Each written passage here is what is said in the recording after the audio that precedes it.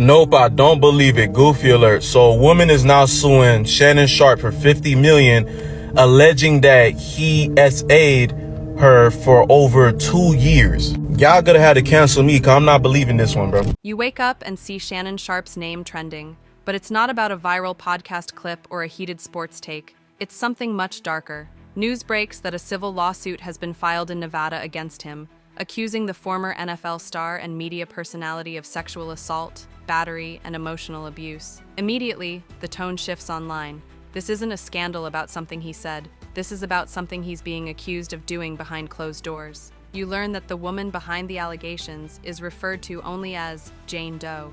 She claims she was in a romantic relationship with Sharpe that began in 2023 when she was just 19 years old, after the two allegedly met at a Los Angeles gym.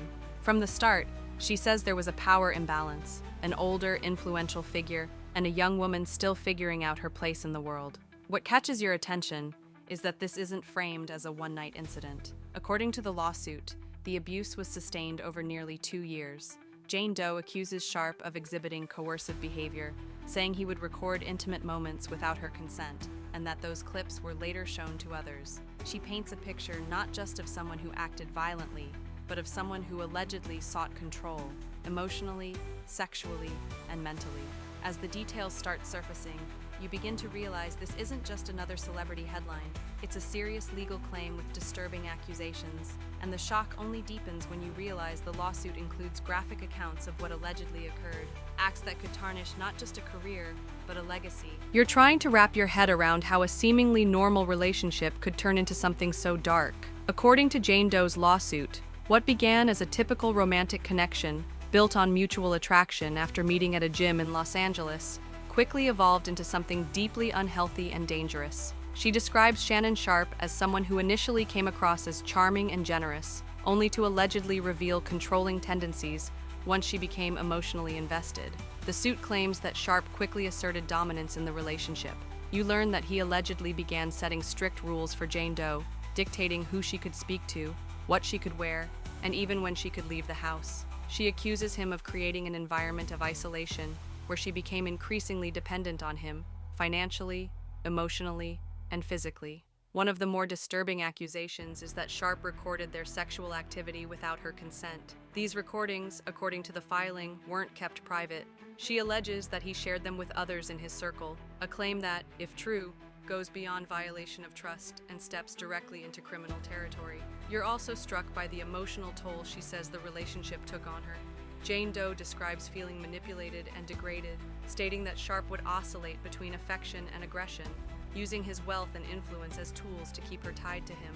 He would allegedly gaslight her into believing she was overreacting, even when she tried to express discomfort with his behavior. It becomes clear, at least from the plaintiff's perspective, that this wasn't just a toxic relationship. It was, in her words, a calculated campaign of control and abuse. And as the lawsuit continues, the details only grow more graphic and more alarming. Now you're reading the most graphic part of the lawsuit, the 2 specific incidents Jane Doe highlights as pivotal moments in the alleged abuse. It's not just a pattern anymore. She outlines disturbing claims that paint an even darker picture, beginning with October 2024. In the first incident, she alleges that Sharpe forced himself on her anally, despite her repeatedly saying no. The lawsuit describes it in painfully graphic detail, accusing Sharpe of acting with full awareness that he was violating her boundaries. According to the document, she begged him to stop, crying and resisting, but he allegedly overpowered her. Afterward, she claims he showed no remorse. Instead, he treated it like a normal night, furthering the psychological damage. That moment, she says, shattered any illusion that what they had was love or mutual. Fast forward to January 2025, and the pattern allegedly repeated itself. This time, Jane Doe claims the assault occurred in a similar manner, but under even more disturbing conditions. She alleges that Sharpe demanded she be submissive, calling it obedience, and when she hesitated, he allegedly used threats and intimidation. She describes being paralyzed by fear, not just of the physical pain, but of what might happen if she continued to resist. The lawsuit frames this second incident as a breaking point, a moment when she knew she could no longer stay silent. What makes these claims even more unsettling is the detail. The plaintiff doesn't just allege force, she describes the emotional aftermath, the shame, and the way she says Sharpe dismissed her pain. You start to understand why she's asking for $50 million in damages. For her, this wasn't just trauma. It was trauma allegedly delivered by someone the world saw as powerful, charming, and respected. And now, that public persona is under serious scrutiny. As the allegations sink in, one detail catches your attention. Jane Doe has serious legal backing. You see the name Tony Busby, and if you've followed high-profile lawsuits, you know that's no small-time attorney. Busby is the same lawyer who represented multiple women in the Deshaun Watson sexual misconduct case, and his involvement signals something. This case is intended to be fought loudly, aggressively, and publicly. Alongside Busby is Micah Nash, another prominent figure in civil litigation. The team's strategy is already becoming clear: make this case impossible to ignore. From the press coverage to the exact language used in the lawsuit, it seems like Jane Doe's legal team is making a calculated move to frame Sharpe, not just as an abuser, but as someone who allegedly used his status and media image as a shield to cover up what was happening in private. You get the sense that this isn't just about compensation.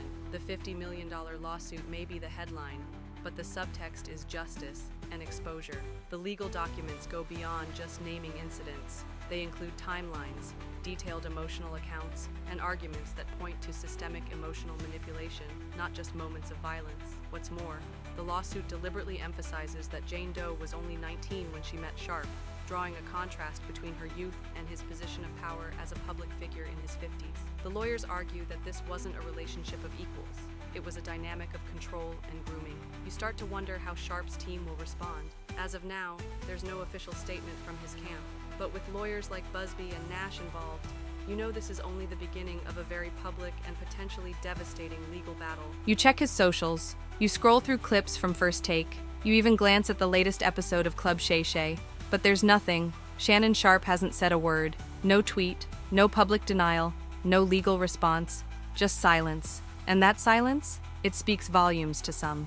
In the court of public opinion, where silence often gets interpreted as guilt, it's becoming fuel for speculation. Some fans are defending him, arguing that he's following legal advice and staying quiet for a reason. Others say the longer he waits, the more damaging it becomes. You start to see the divide online. Those who grew up watching him as a football icon and media powerhouse are now faced with a question they never expected to ask. What if it's true? What complicates this even more is Sharpe's massive visibility. He's not just a former athlete, he's a media figure with a platform, someone known for his fiery takes, viral moments, and public personality.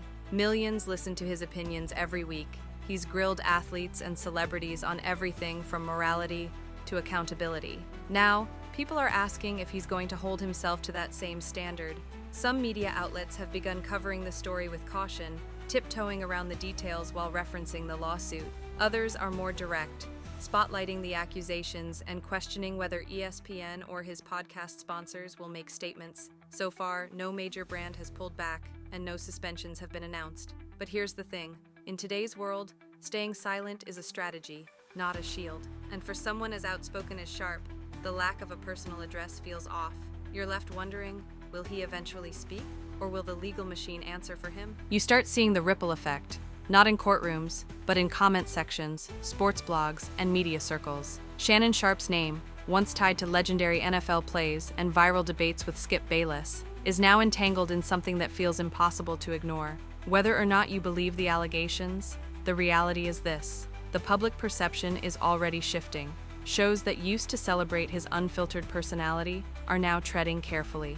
Some podcast platforms and YouTube uploads have been limited in reach, not necessarily pulled, but quietly deprioritized in algorithm feeds. ESPN hasn't made a formal statement, but people are watching closely, waiting to see if First Take segments are subtly adjusted or if Sharpe's airtime starts shrinking. The truth is, it only takes a few strategic changes behind the scenes to signal that a company is preparing for fallout. You also notice Sharpe's fan base, once one of the most loyal in sports media, becoming divided. Some stand by him, arguing that the lawsuit is civil, not criminal, and that innocent until proven guilty still matters. Others, however, are devastated, not just because of what's alleged, but because of who is being accused. For many, Sharpe represented resilience, growth, and sharp intellect. A former athlete turned thoughtful commentator, someone who made it out and gave back.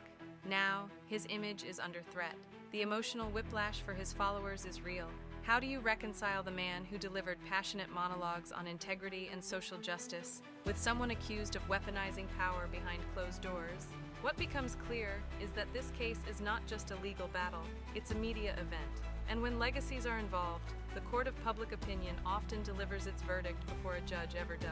Now you're sitting with it. The shock, the confusion, the allegations, and the biggest question that keeps circling your mind is, what happens next? Because whether Shannon Sharpe is guilty or not, the machine is already in motion. The media is watching, the fans are reacting, and the legal system is preparing for war.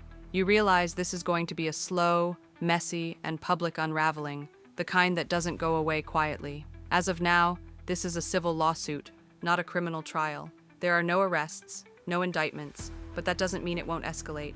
Sometimes these cases open doors for further investigations, either by law enforcement or by more accusers. One claim can turn into 5, and if any of the allegations gain traction in criminal court, the stakes multiply instantly. You know that. So does everyone else watching. For Sharpe, the silence might be a strategy, a temporary shield while his legal team prepares a defense. But you also know that silence doesn't protect a brand. Whether it's his partnership deals, his show appearances, or the future of Club Shay, there's now a cloud hanging over every episode, every tweet, every debate. Even if he speaks eventually, you wonder, will it be too late to repair what's already breaking? And for Jane Doe, this lawsuit is likely just the start of her own personal storm. Public backlash, skepticism, questions about motives. But if her allegations are true, this might also be the only way she reclaims her voice, by turning private trauma into public accountability. You don't know how it ends yet, but one thing's clear. This isn't just another sports headline, it's a reckoning, one that could redefine a legacy, shift a fan base, and remind everyone how thin the line is between admiration and accountability.